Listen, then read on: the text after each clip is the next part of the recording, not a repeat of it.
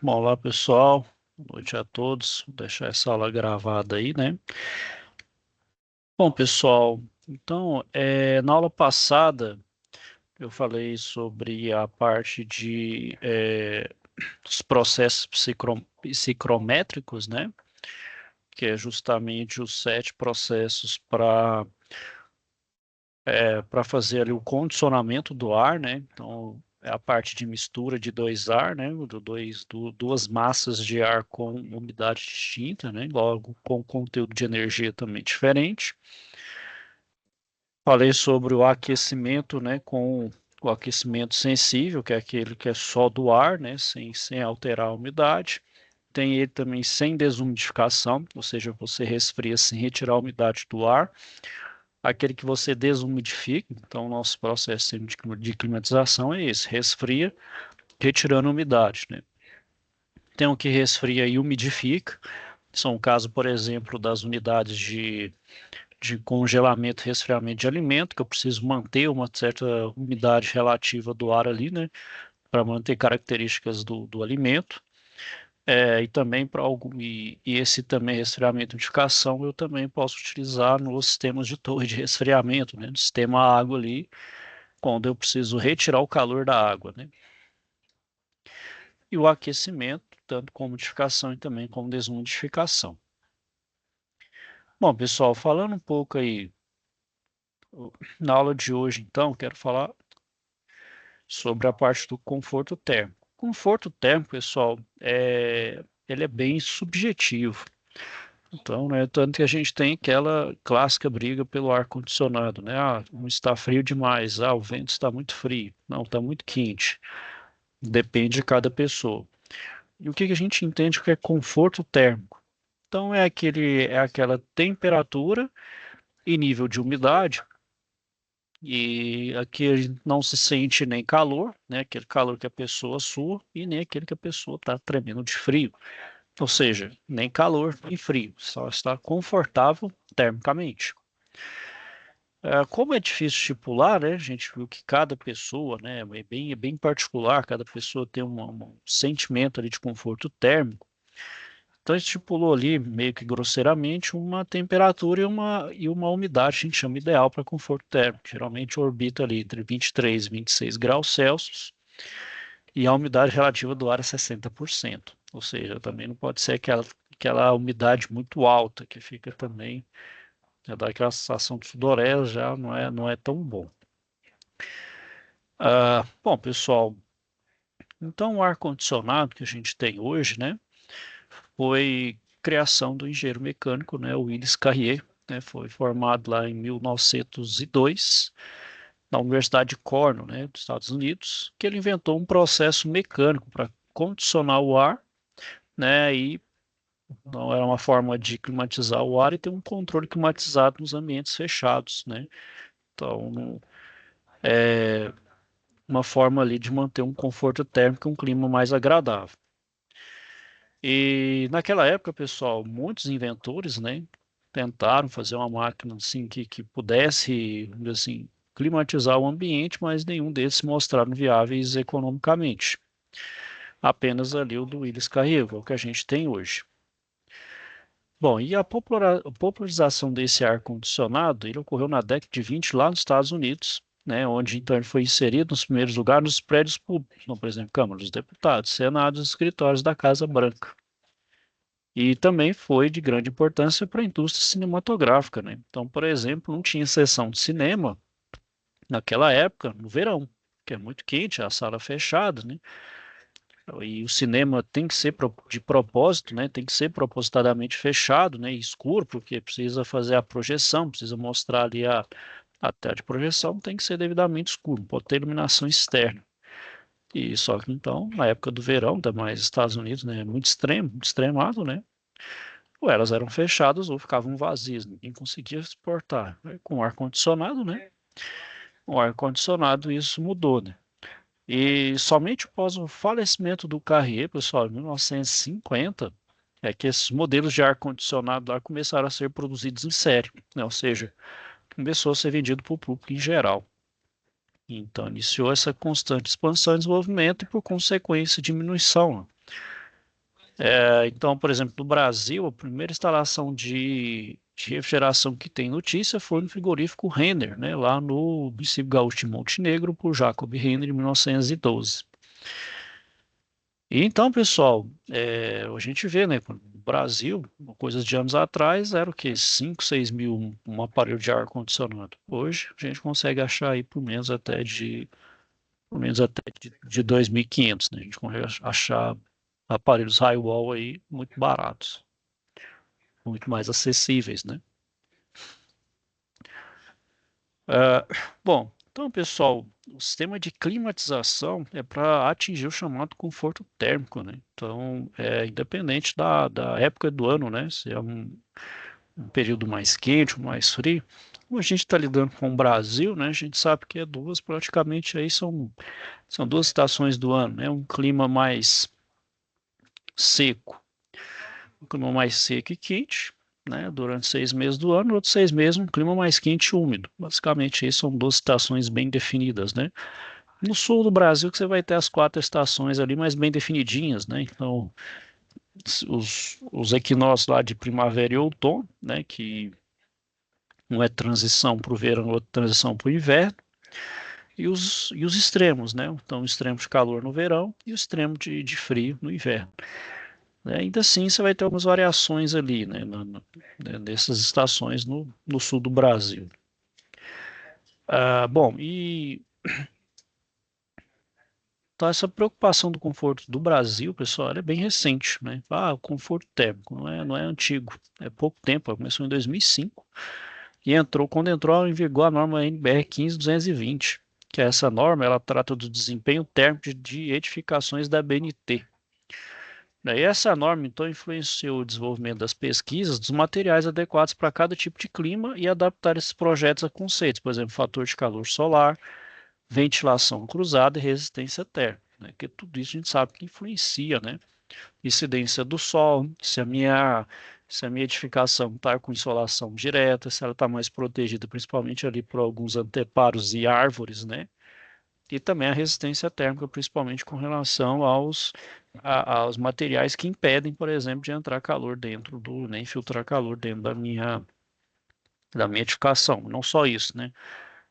Se são materiais que absorvem, né, ou deixam passar mais calor, né, ou seja, são mais, é, se eles facilitam a condução, se eles são mais difíceis, se eles são mais resistentes. A questão da cor também, né? Questão de reflexibilidade de luz, que ajuda também essa questão de atingir o conforto térmico. E também a questão da movimentação de ventilação, né? Se a minha ventilação, eu priorizo ali uma ventilação natural, se tem muita corrente ali de ar, que facilita também uma troca térmica melhor e mais eficiente, né? Eu consigo, sem necessidade de utilizar tanto, vamos dizer assim, a, a climatização artificial, ela seja mais natural. Aqui, por exemplo, em Goiânia, a gente fala que a casa é arejada. Quando falar uma casa é arejada, quer dizer que ela é fresquinha, a gente fala também, né? Um modo de falar ali, ela é bem, tem um clima agradável sem necessidade, por exemplo, de ar-condicionado. Era o que a gente via, né, nas casas antigas, né? As casas antigas privilegiadas, até porque não tinha ar-condicionado, né? Ainda não era. Você tinha, por exemplo, no Brasil esse invento, né? O pessoal tinha que arrumar um jeito de deixar a casa, né, um clima mais agradável possível, né?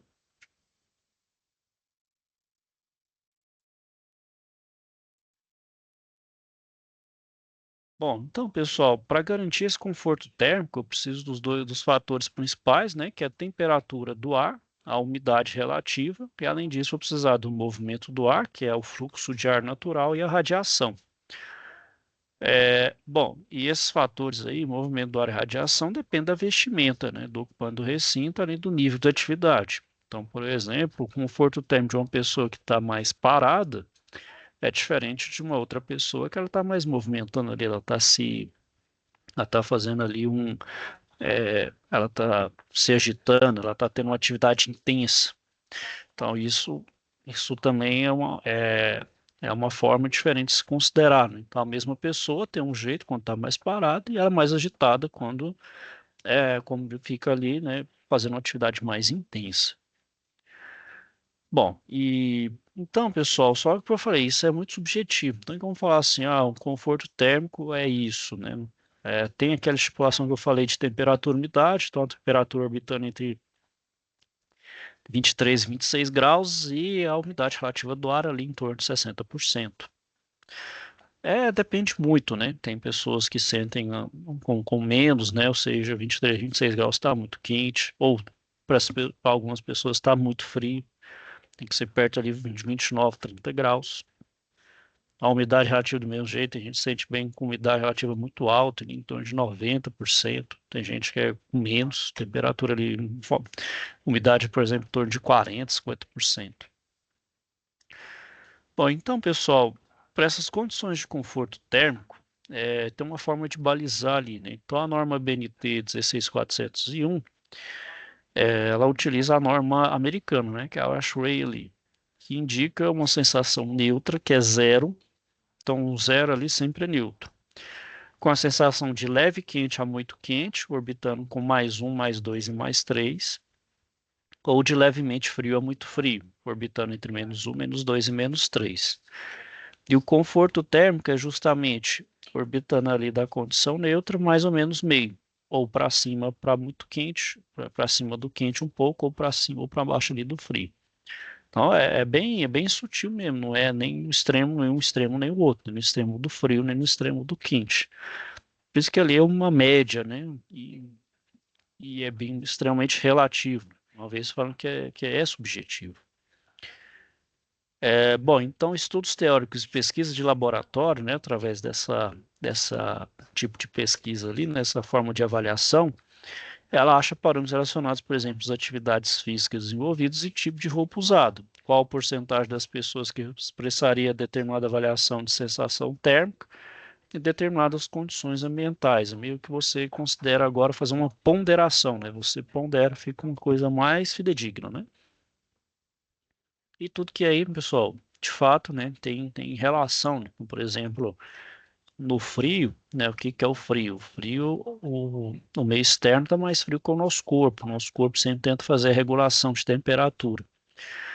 E, naturalmente, o calor, né, ele sempre foi de algo de maior temperatura para menor temperatura, ou seja, o nosso calor corporal tende a sair do corpo e ir para fora, para atingir o equilíbrio.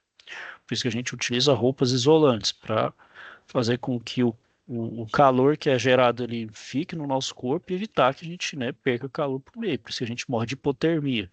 Então, essa do calor indo, saindo do corpo, nossa temperatura diminui. Até o momento que nosso corpo perde as funções. Do mesmo jeito para temperaturas muito altas, né? Se a gente tem uma temperatura extremamente alta, além da febre, a gente pode chegar também a ter convulsão, né? Convulsão é um estado febril ali de 42 graus, então tem convulsão. É uma temperatura, por exemplo, que as proteínas do nosso corpo, elas começam a se desfazer, né? É o processo de desnaturação da proteína, né? Então, isso é extremamente prejudicial, né? Extremamente perigoso.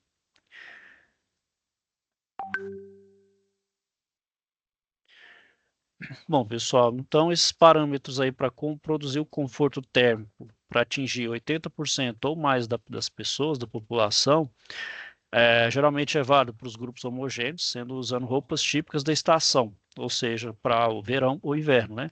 Que a gente sempre leva em consideração as estações de extremo, de frio ou de calor.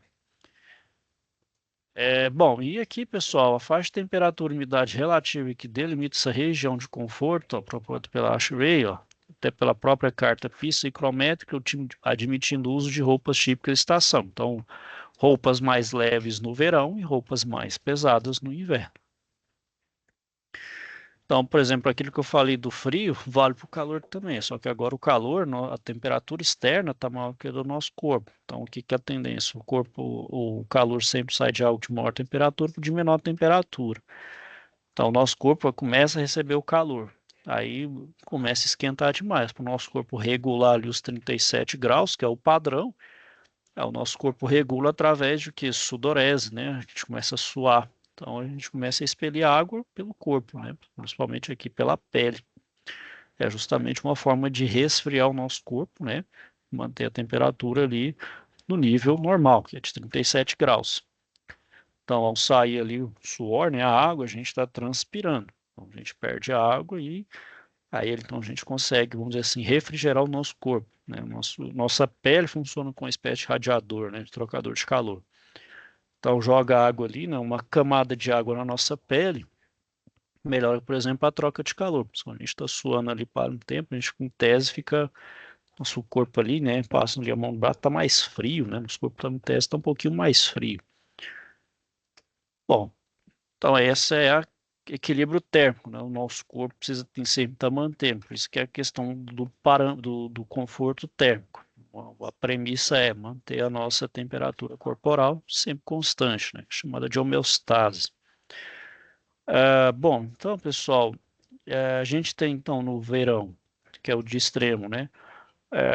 Conforto térmico entre 22 graus e meio e 25 graus e meio, para umidade relativa de 65%, ou de 23 a 26 e umidade relativa de 35%. Ou no inverno, a gente tem de 21 graus a 23 graus e meio, com umidade relativa de 60%, ou para uma temperatura um pouco maior, de 21,5 a 24 graus, para umidade de 30%. Então, você pode ver que tem essa relação.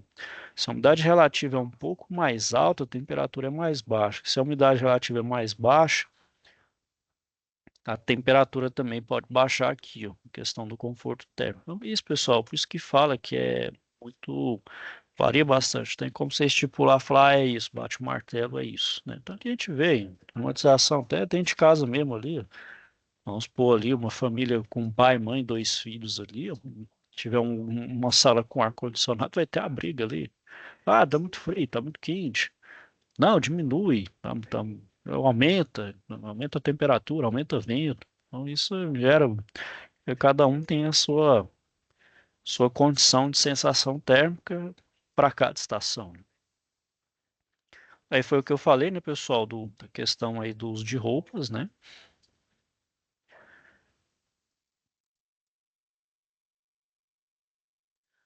Bom, pessoal, e com relação aos sistemas de climatização, eles são classificados a partir do tipo da expansão do meu fluido de trabalho e de condensação também.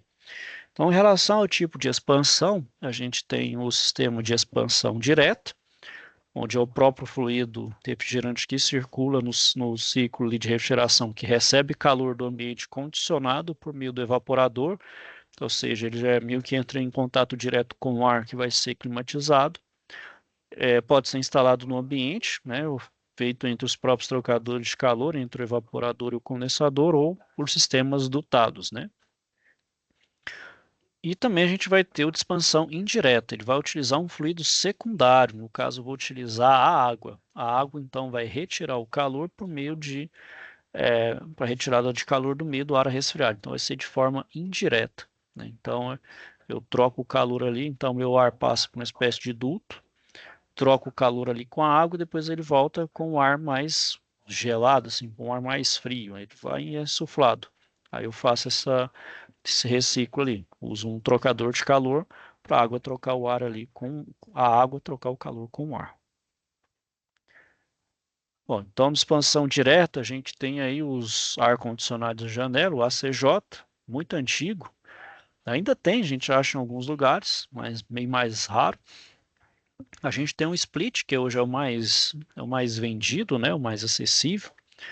Tem os multi-splits e os multi-splits VRV, que é uma tecnologia recente e bastante eficiente, muito utilizada em sistemas de um sistema ali, uma casa maior ou também pequenas edificações ali, pequenos comércios. A gente pode utilizar também para pequenos, médios e grandes comércios, pode ser utilizado sim. E os de expansão indireta, a gente vai ter o self-contained, que a gente chama de autossuficiente, os rooftops, que é os que ficam no telhado, né? E os chillers, né? Bom, e a classificação quanto ao tipo de condensação, ele pode ser um condensador a ar, a água, ou também uma chamada condensação evaporativa. Então, ele difere basicamente o que? O mecanismo de troca térmica no condensador.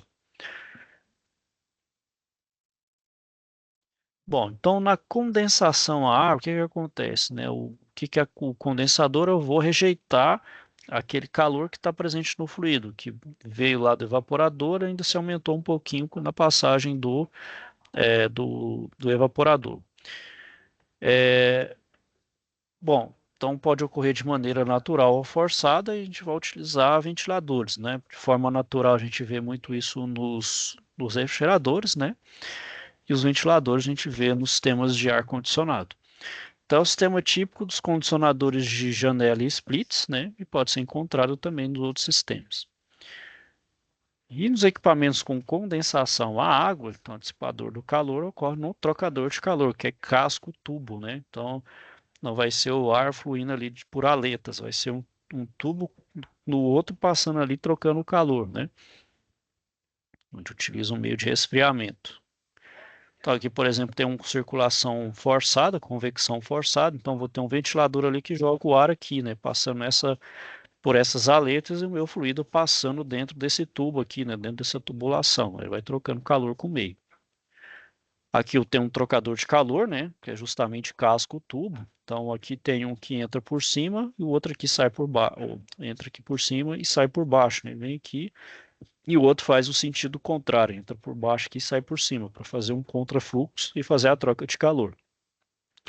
E esse trocador aqui de calor, pessoal, quanto mais placas eu tiver aqui, mais ele troca o calor e com mais massa também de água, de ou qualquer outro fluido ali para fazer troca de calor. Então, esse número de placas ali é variável, eu posso aumentar ou diminuir ali. E aqui eu tenho um sistema indireto com a torre de resfriamento, né?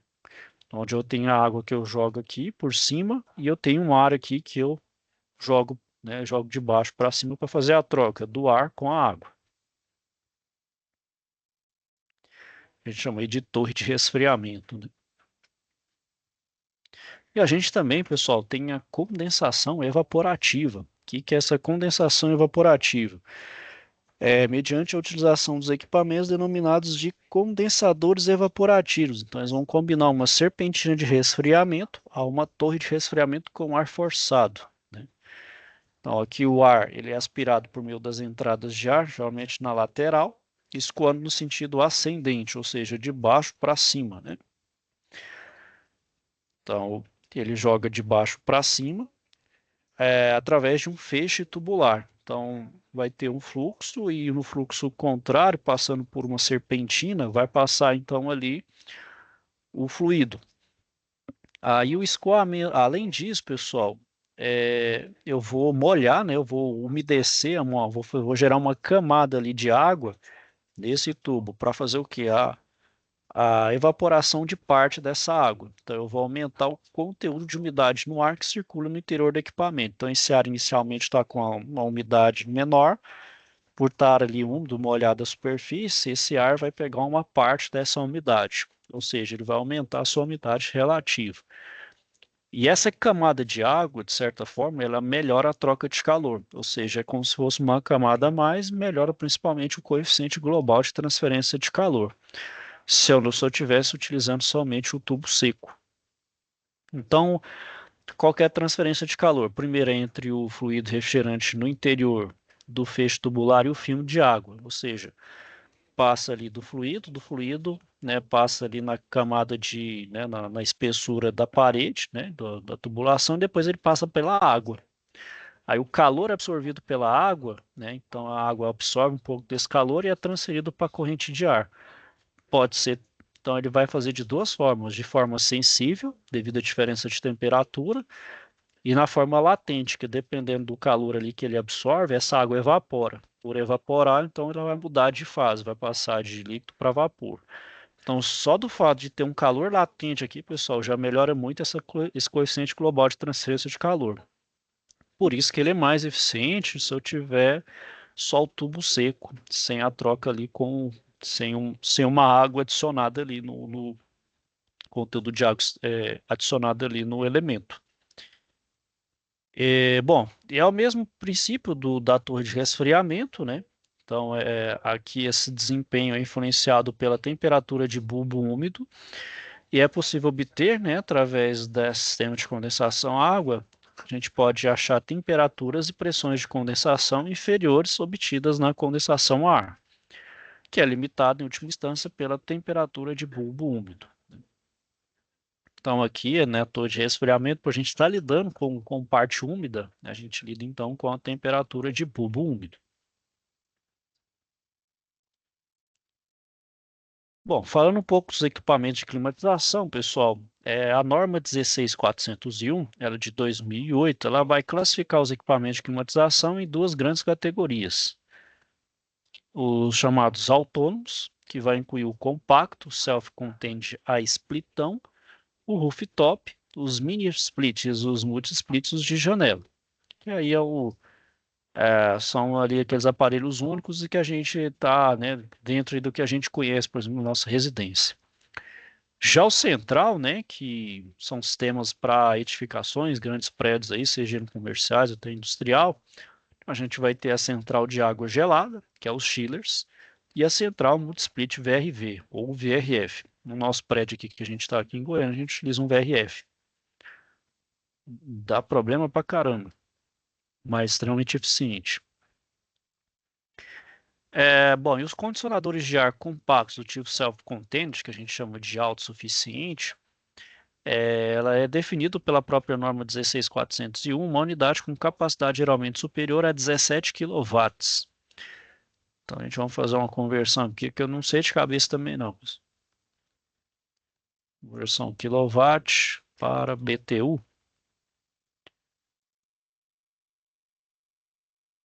Bom, se 1 kW, então dá 3.412, então 34. Vamos fazer aqui 17 vezes 3.412, 58 mil BTUs. Então, é quase aí um piso-teto aí de. Dá quase aí um piso-teto de. Quase um piso-teto aí de 60 mil BTUs, né? Mais ou menos aí. Então, é montado de fábrica, comporta uma unidade de tratamento de ar, composta por serpentinas de resfriamento e uma unidade condensadora. Então, é incorporado aqui ao gabinete da unidade, igual dessa foto aqui, né? Bom, o self-contained, pessoal, ele é projetado para insuflamento de ar através de dutos. Então, eu vou precisar ali de um sistema, né, de dutos, ou seja, vou precisar projetar os dutos. Então, eu preciso saber ter um desenho ali, né, para saber o design, o formato, né, curvas, o trecho reto para saber perda de carga, para eu dimensionar também não só os trocadores de calor, como os ventiladores, né? Os ventiladores vão ser responsáveis por insuflar todo o ar no sistema para fazer o quê? Com que tenha pressão suficiente e atinja também o conforto térmico para todos no prédio. Então, desde o primeiro piso ao último piso, né? Bom, e da mesma forma, pessoal, como eu falei, é feito por dutos. E essa instalação tem que ser feita corretamente ali, seguindo os procedimentos. Então, questão de nivelamento, a parte de sucção de ar, né? Então, o ar externo, filtros, né? Os motores, porque gera muita vibração e barulho. Então tem que ter os vibra-stop, o local certo para instalar, para fazer a instalação corretamente. Ó. Então aqui insufla para os dutos. Ó. Então o ar entra aqui, insuflado, né, o ventilador ali gera uma pressão negativa que atrai o ar, filtra aqui no primeiro momento, depois joga para os dutos e depois joga para as grelhas, né, para as grelhas de difusão.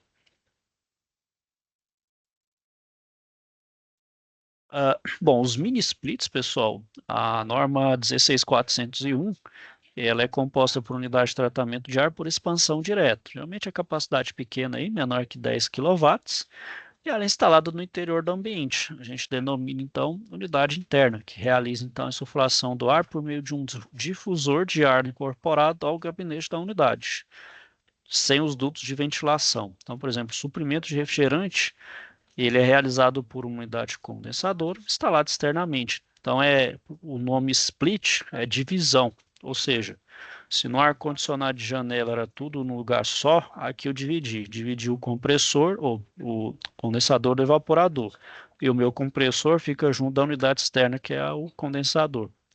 Isso proporcionou o quê? Conforto, né? Eu não vou ter ali barulho, né? Eu não vou ter vibração, né? Por exemplo, vindo do compressor ali. Então eu vou ter um conforto melhor, principalmente a nível de ruído. Eu logo então tenho um melhor conforto também no sentido ali de vibração e ruído. Bom, o que a gente mais utiliza dos splits, pessoal, é o high wall, que é esse que a gente tem aí nas casas, né? Bom, o high wall, pessoal, ele geralmente ele tem um ponto de insuflamento por cima, então ele capta o ar por cima, então ele usa a lógica ali, né, de que o ar quente ele é menos denso, logo ele sobe, e o ar frio, por ser menos denso, ele desce. Então ele desce aí por diferença de pressão, um sobe e outro desce.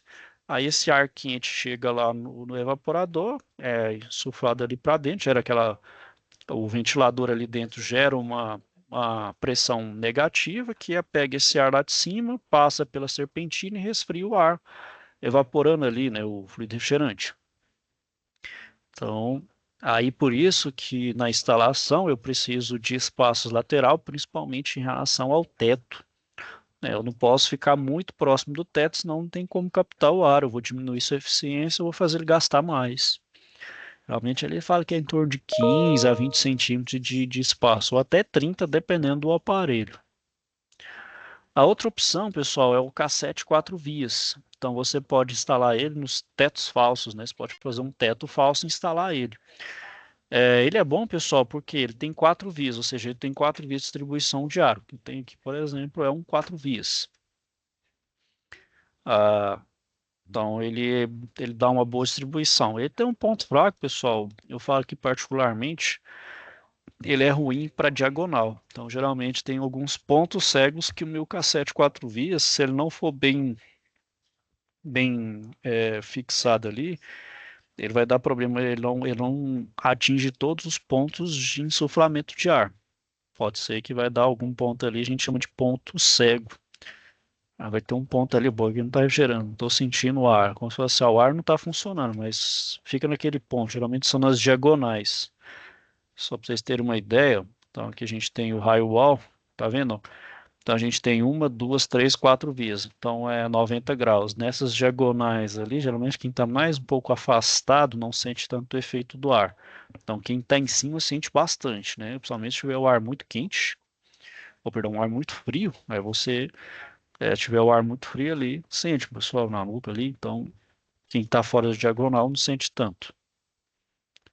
Esse outro aqui, pessoal, é o piso-teto. O piso-teto, ele pode ser instalado tanto no teto, pode ser totalmente encostado no teto ou no piso. Raramente a gente vê ele no piso. Bom, por que que você pode instalar tanto ele no teto quanto no piso? Com a insuflação dele aqui por trás, é por baixo. Tá vendo? Aqui é insuflado o ar. Então o ar aqui é por pressão negativa. Aí tem um ventilador aqui, passa pelo trocador de calor interno aqui no evaporador e joga para fora o ar condicionado, né? Então ele vai fazer isso tanto por baixo quanto por cima. E esse outro aqui, pessoal, é o teto embutido. Isso aqui é um sistema dutado, né? É claro que esteticamente isso aqui não fica exposto, né? Utiliza aqui um sistema normal, né? Tá vendo aqui a tubulação com, com o fluido refrigerante e aqui o meu evaporador, ó. Só que o meu evaporador tem ventiladores mais potentes. Só que aqui você vai, né? Pode deixar a amostra, geralmente tem os supermercados, a gente vê alguns modelos desse aqui, ó. Aí, claro que essa parte aqui não fica tanto exposta, né? Vai ter um forro ali, mas, né, que disfarça melhor. Não deixa isso aqui em exposição. Até não fica, né, esteticamente não fica bacana, né?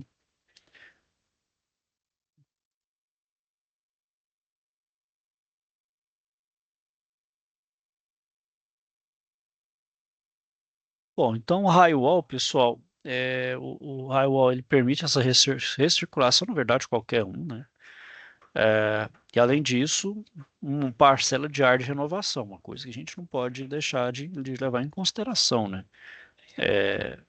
Fecha as portas, deixa tudo fechado. Mas a gente tem que pensar o seguinte: o ar a gente está respirando, ele satura, né? A gente inspira O2 e expira CO2. Então, quando não tem renovação de ar, de certa forma a gente está saturando o nosso ar de CO2. De certa forma, a gente vai aumentando, né, diminuindo a saturação de O2 e aumentando a concentração de CO2, vai dando o quê? Dando sonolência. A gente percebe isso no carro, por exemplo. Quando a gente aperta aquele botãozinho da voltinha ali, da setinha, o que quer dizer o quê? Recirculação. Então a gente fecha toda a captação de ar externo do automóvel. O que que acontece? A gente, né, aumenta muito ali a ação, a gente tende a dormir. Por isso que fala, né, a recomendação tá dirigindo à noite, principalmente, para evitar a sonolência, o que que você faz? O ar-condicionado, você abre a captação externa, para poder evitar a sua fadiga, você não vir a dormir, né? Bom, e também, pessoal, com relação a essa instalação, é, seguir, né, o catálogo do fabricante, né, com relação ali ao posicionamento, nivelado certinho, sempre jogando ali por cima, né, é, o nivelamento ali usando bolha, espaçamento com relação ao teto, com relação também à unidade condensadora, se ela ficar acima da evaporadora, fazer o sifão. O próprio fabricante fala como deve ser feito esse sifão, a curvatura, a cada tantos metros, a cada 3 metros fazer um sifão. Então, algumas considerações ali na hora de fazer a instalação. Não fazer com anteparos ali, muito obstáculo para que o condensador eu preciso expulsar o calor, né? Então, são algumas considerações que a gente leva ali, né? Então, são justamente a fixação das unidades interno e externo, principalmente com relação ao nivelamento. Então, um compressor, por exemplo, nunca deitar ele, nunca colocar ele inclinado ou deitado. Você pode estar danificando o compressor ali, pode danificar de forma permanente. E além disso, em pé e devidamente nivelado, utilizando também é, absorvedor de vibração, né? Comprimento das tubulações de fluido frigorígeno, ou seja, originalmente a gente tem ali um comprimento original com uma carga X de fluido refrigerante. Casualmente ali, o próprio fabricante fala, ó, a cada tantos metros adicionado ali na extensão, adicionar tantos gramas de fluido, justamente para poder fazer ali uma compensação. Então, outro aí que eu falei, né, a distância da unidade condensadora dos anteparos e das outras unidades condensadoras. Então, como eles expulsam calor, pense em você colocar uma condensadora virar de frente para outra, vai jogar um ar quente em cima de ar quente. Você vai então diminuir demais a eficiência de troca térmica. Então, vai fazer com que os dois trabalhem muito e gastem mais energia. Então tem que ter um lugar para um lugar mais aberto para poder expulsar esse calor, né? E não pode ter um anteparo também que isso faz com que esse ar quente não saia dali, né? Não seja expulso. A distância mínima, então, de unidade evaporadora, de anteparos e de outras unidades evaporadoras, também da mesma forma. Instalação de sifão, né? Como eu falei, normalmente se tiver desnível entre a condensadora e a evaporadora. Detalhes da instalação de sistema de drenagem, né? Então a drenagem também tem que tomar um cuidado. É uma coisa séria ali, né, gente? Principalmente manter o desnivelamento, porque lá no evaporador, né, pessoal, como vai evaporar e de certa forma o meu ar vai ficar mais frio. Se tiver alguma umidade ali, que pode ser acontecer, ela condensa. Aí esse condensado fica retido ali nas aletas, na tubulação, e ela vai formar água. Essa água, ela vai para a bandeja de dreno.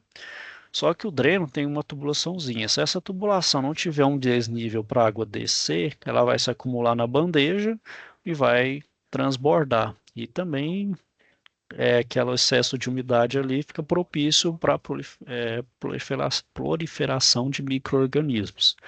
Isso também é indesejável. Então, fazer ali uma limpeza periódica, né, e fazer a instalação do dreno corretamente. Dependendo, tem pessoas que utilizam essa água, né? Só lembrando que essa água não é potável, pessoal. Você utiliza para fazer uma coisa, uma limpeza, mas não para o consumo próprio, né? Detalhes também da instalação elétrica, né? Para instalar corretamente, principalmente a fiação, né? De neutro, fase lá em terra e aterramento. Instalação do kit de renovação de ar, quando necessário. O frangeamento e conexão, né? Se eu tiver que frangear e fazer conexões. Fixação das tubulações de interligação, né? Então, como fixar elas corretamente, alimentação elétrica, procedimento de vácuo e carga de refrigerante, caso haja necessidade, né? Que geralmente, pessoal, quando você vai fazer uma primeira instalação, o que que acontece ali? É, a carga de refrigerante, ela está lá no condensador, junto com o compressor, e no evaporador tem nitrogênio, né? Então, você tem que retirar você tira o nitrogênio, faz a ligação ali e faz, né, a circulação. Ou caso queira, faz então uma limpeza ali com vácuo e depois tira ali o vácuo, né, para tirar qualquer coisa também, faz a ligação e coloca, né, o procedimento de start, ou se for necessário também adicionar o refrigerante. E fazer o teste de superaquecimento, né, para verificar se o meu compressor não vai aspirar líquido, né. Então é o que a gente sabe que é a exceção do compressor parafuso, mas esses aparelhos de ar-condicionado não utiliza aparelho de parafuso. Logo, ele tem que ser superaquecido para não ter chance de succionamento de líquido no compressor. É, ok, pessoal, era isso que eu queria falar com vocês aí hoje. É, alguém tem alguma dúvida, pessoal? Questionamento?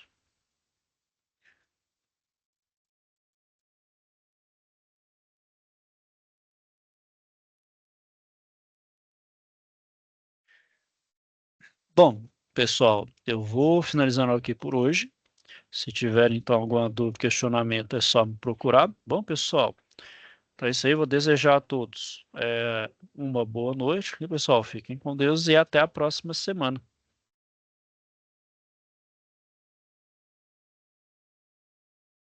Tchau aí, pessoal.